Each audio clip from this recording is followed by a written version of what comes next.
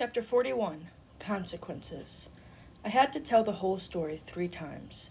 Once to Betty Jean, she made me call Mother and Daddy when I was done, and after that they rushed home. I had to tell them everything again. Then Daddy called the police. Sergeant Pike was an older man with silver hair and beard. He shook my father's hand like they knew each other. He had kind eyes like a grandfather's and listened to my whole story without an expression on his face. "Well, young lady," he said when I was done, "you have gotten yourself into a great deal of trouble." He sighed. "I'll pay the Daltons a visit, but if they don't want to let me search their house, there's not a lot I can do." He turned to Betty Jean. "Has the colored girl's family been informed?" Betty Jean nodded. "She made a bunch of calls while we were waiting for Sergeant Pike to arrive." "Good. I'll ask my officers to increase patrols in that neighborhood. Can you give me the address?" Betty Jean nodded again. "My husband is going to go over there and sit with them tonight." It was the policeman's turn to nod. "That's probably a good idea." "But Red doesn't know where Liz lives," I said, "or what she looks like. He's just blowing off a lot of hot air, isn't he?" No one in the room answered, and I realized it wouldn't be hard if he really wanted to find out. Even though I was at home with my parents and a police officer, I suddenly felt scared. I couldn't go to the rock crusher anymore. I couldn't meet Liz anywhere. The policeman finally left, but dinner was worse than the telling had been. I could barely choke down a piece of pot roast. I had to know what they were going to do to me. Anything would be better than not knowing my punishment. "I'll call Granny. We'll drive you to Pine Bluff tonight," Daddy finally said. "What?" I asked. "You're going to stay with Judy and your grandmother." "No! Marley, I warned you to stay away from Liz. You should have listened. For her sake, if not your own." "It's not my fault about the dynamite." "No," said Daddy. "It's your fault Red is targeting Liz. If you'd left her alone like I asked, he would have forgotten all about her by now." The worst part was, maybe he was right. "Have you not been paying attention to anything going on in Little Rock?" Daddy continued. "The FBI came to David's graduation because there were so many threats made against Ernest Green. The FBI!" "I know it's serious," I said, but there was a knock at the door. "I'll get it," said Mother. Daddy and I stood frozen. Why hadn't Mother said anything? Did she want me to go? A minute later, Mother returned with Miss Winthrop in tow. Her face was flushed and red as if she'd been running. "I've been calling all afternoon," she exclaimed. "The line was just busy. Was always busy. Miss Winthrop, we had a stressful day and I think—" Daddy started. "Oh, so you've heard the news?" Miss Winthrop asked. "What news?" asked Daddy. "Miss Brewer asked me to tell you personally because—" She paused, a long, dramatic pause. "You've been fired." "What?" "The school board has fired a whole bunch of teachers, 44 people in all, including you." No one said a word. "Actually, it was half the school board, and you weren't really fired, but your contract wasn't renewed for next year." "Sit down," said Mother, "and start from the beginning." Miss Winthrop drank half a pitcher of tea and ate a sandwich as she filled us in. The school board had been having a normal meeting. They were supposed to rehire all the teachers for the upcoming year. But when it became clear that the board president was going to go through the list one by one and try to fire anyone he thought was supportive of integration, Lamb, Tucker, and Matson walked out of the meeting. "Why'd they do that?" I asked. "They'd been told by their lawyer that without them there would be no quorum and all teachers would be automatically rehired. But then, after lunch, those still there, McKinley, Rowland, and Laster, declared themselves a quorum and started firing 34 teachers, 7 principals, and 3 secretaries, including Mr. Shelton from Horace Mann, and Vice Principal Powell from Central, and Principal Wood from Forest Park Elementary, and me," said Daddy quietly. "And you," Miss Winthrop agreed. "Is that legal?" asked Mother. "I don't think so," said Miss Winthrop, "but they did it, and I don't know who is going to stop them." Before I left, I stood up and asked, "Why are they being let go?" I knew the answer, of course. Every single person on it is a supporter of integration. But I wanted to make them say it. McKinley just cut me off and said there was no time for discussion. Miss Winthrop wiped her mouth. "Thanks for the meal. I hadn't eaten all day. The Forest Park PTA, so Parent Teacher Association, is meeting tonight at 7 to discuss the firings. I hope you'll all be there. Now, if you'll excuse me..." Mother walked her to the door. I sat by Daddy at the table. He looked completely stricken. I'd never seen him so defeated. "I'm sorry, Daddy." He shook his head. "What are we going to do?" "We," said Mother firmly, walking back into the kitchen, "are going to that meeting. I was president of the Forest Park PTA, and I have a few things I want to say." I didn't usually see Mother like this, confident and in charge. It was nice. "What about Pine Bluff?" I asked. "Pine Bluff," said Mother, "is going to have to wait." Chapter 42, Mother's Speech. The Forest Park Auditorium was filled to overflowing when we got there, and it held over 400 people. Mother put her name on the list of speakers, while Daddy and I went to find seats.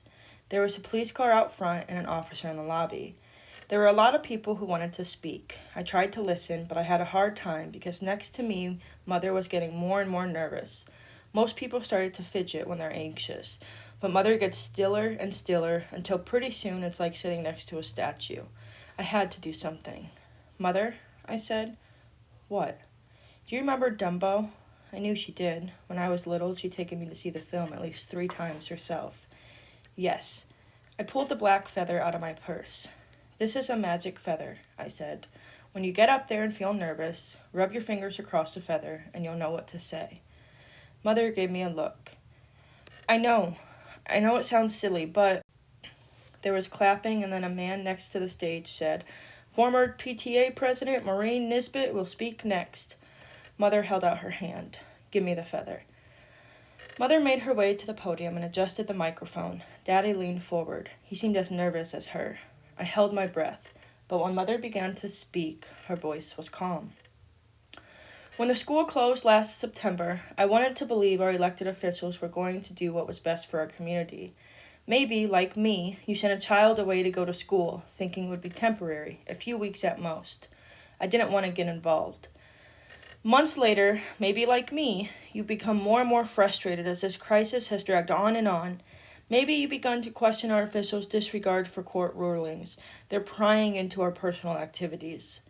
Now, with the firings of 7 principals, 3 secretaries, and 34 teachers, including my own husband, I realize it is no longer enough for me to think these things. I need to say them." Mother looked at me, and I suddenly remembered the WEC flyer we had folded together. "Saying what you think is as important as thinking it. Speak out for public schools." Maybe like me, you're afraid. I know I was when my husband first started to take a stand on these issues. I was worried, not that he was wrong, but about what others might think. I was afraid the neighbors might call me names. Me, a grown woman concerned about appearances. Or maybe you're a businessman and saying to yourself, "But if I speak out on the issue, there would be real consequences for me. Not just words, people will boycott my store. I might lose business." I'm not going to pretend that isn't a risk, because it is. But it is time to take a stand. The risk to our students, to our schools, to our own town's reputation are too great if we stand aside and say nothing. It was my younger daughter, who was rather quiet herself, who convinced me of the need to speak out. She left this in my purse. Mother pulled out a piece of pink stationery and held it up. "This is from 1 Peter 3:14. But even if you do suffer for righteousness' sake, you will be blessed. Have no fear of them, nor be troubled." For months now, I've carried around this quotation, but no matter which way I look at it, I can come to only one conclusion. If my own daughter realizes that we must speak out, how can I do any less? Now, I don't know what Principal Wood's views are on integration, and I don't much care. When my daughter wouldn't talk in school, Miss Wood was the one who reassured me that Marley would be okay. She saw that Marley was brave and perceptive and smart, and she made me see it too. Miss Wood is the best educator I've ever known, and the idea that she should be fired for anything she believes or does on her own time is absolutely ridiculous. Mother stopped talking then. One man started clapping, and then another, until the whole room was applauding. I glanced over at my father, and he was grinning too, and Mother, behind the podium, was holding up a tiny black feather. So there you have it. Mother has finally spoken up publicly. Just a reminder, historically speaking, this meeting and the firings really happened. All right, this is a historical fiction novel. But that event really occurred. People went to town hall to protest the firings of integrationists. Chapter 43, After the Speech. Brave and perceptive and smart. My mother thought I was brave and perceptive and smart. That's all I could think of. It was a funny feeling. I didn't remember hearing her say that before, but it was nice. We were almost home by the time I realized that no one had said anything about Pine Bluff since Miss Winthrop had shown up at our door. Suddenly the nice feelings evaporated, and I couldn't stop wondering if I was going to have to pack my bags when I got home. "Daddy?" I asked. "Yes, Marley." "Are you still going to send me away?" He didn't answer. "Because I'd really like to stay. I know I've been disobedient, and you can punish me, but, Red, there have been threats before. Those notes you got in our newspaper, remember? And the phone calls. You didn't send me away then." Daddy was silent. "Marley has a point," said Mother. "You didn't even quit that group when I asked you to. You said it was important to take a stand." "And I've been thinking," I went on. "Those Negro students who went to Central last year with Judy and David, the Little Rock Nine, they were in danger, but they didn't run away. They were brave. They kept going to school even though it was scary, even though their parents must have been worried about them. They kept going because they believed in something, believed that they had responsibility to make things better, believed that they could make things better even though they were still just kids. I think I'd like to be like them." I held my breath. "If you stay," Daddy said. Then I knew I'd won.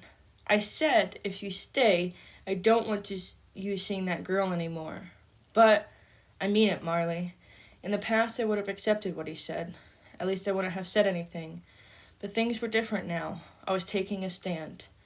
I won't meet her in public anymore," I promised. "But she's a really good friend. I like to still talk to her on the phone." Daddy didn't say anything. "Her parents would have to agree," said Mother finally. "I'll give them a call in the morning." "All right," agreed Daddy. "Sounds fair to me."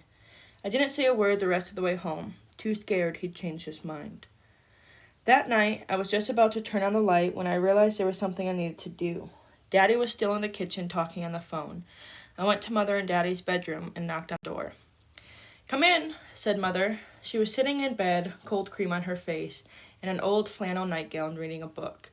I had a fancy speech rehearsed in my head, but when I saw her there, all normal and ordinary, it suddenly seemed like too much, and all I said was thank you. "I figured," said Mother, "if you could work up the courage to tell me the truth about JT, you were brave enough to stay home." Mother held out her arms then, and if I ran into them and both our eyes filled with tears, I'm not admitting it, because it sounds too darn corny. And it wasn't corny at all. It was nice. For a moment I got to be 4 again, and my mother was the only one who could make everything okay.